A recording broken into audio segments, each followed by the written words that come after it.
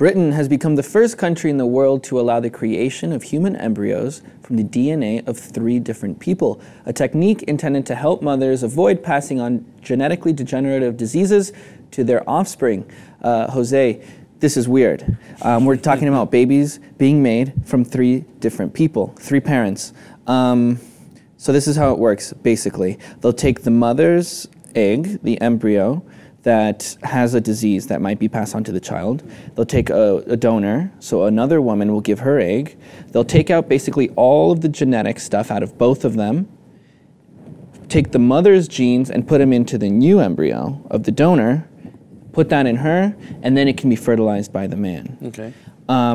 So the child will technically have 3 different parents' DNAs. Yeah, so that's kind of weird. Is it a new medical breakthrough, or do you see it like some people who see this as some weird medical experiment that we don't really know what we're getting into? Because it could possibly have some repercussions down the line that we can't even see, that we might be getting ourselves into something that we don't know. I think that this is scary. It's amazing that biotechnology got to this point. Yeah. That we are able to combine and DNAs and take the mitochondria out of a cell and replace it with the mitochondria of a healthier one, if Right. it's sick mitochondria.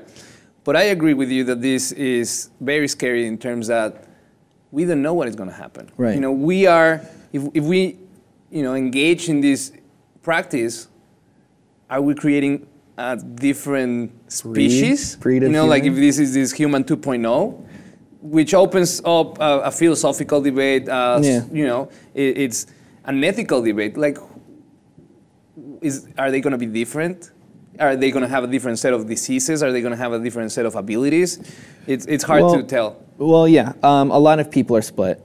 Here is James Lawford Davies. Here's what he had to say about it. He's obviously pro the procedure. He said, "The regulations do not breach the EU Charter of Fundamental Rights and Freedoms, which prohibit eugenic practices, as this is intended to prevent practices such as forced sterilization and reproductive cloning, not treatments intended to prevent the transmission of disease." So what he's saying is basically, this is only to prevent disease. This isn't we're not doing this as an experiment to see what happens and how far we can take science.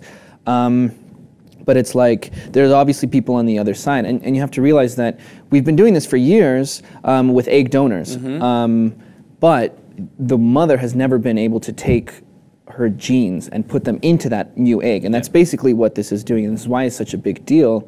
And it'll also allow older women who are trying to have children to have children a lot easier. So it is controversial, of course. And let's see it from the other side now. There's a woman named Marcy Darnovsky. She's a director of the campaign group from the Center of Genetics and Society. She has the opposite view. She has no idea what we're getting ourselves into. She's worried. Here's what she had to say. She says, "The techniques are relatively crude and will not in and of themselves create a so-called designer babies. However, they will result in children with DNA from 3 different people in every cell of their bodies, which will impact a large range of traits in unknowable ways and introduce genetic changes that will be passed down to future generations." Okay, Marcy, she's right. Yeah. She has a point, and so does James Davies. And it's like, where do you... It's the yin and the yang.